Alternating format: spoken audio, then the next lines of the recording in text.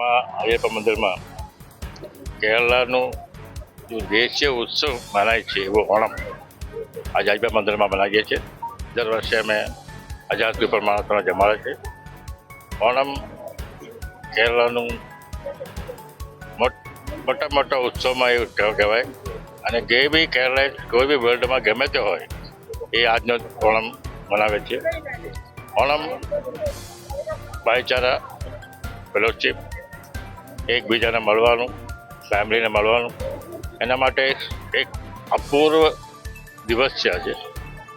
અને મંદિરમાં આ પ્રસાદ કહેવાય, પણ પ્રસાદ તરીકે અમે બધા કેરલા જેટલા બી વાનગીઓ હોય એ વાનગીઓ કેરલાના પત્તામાં મૂકીને બધા જમે છે આજે.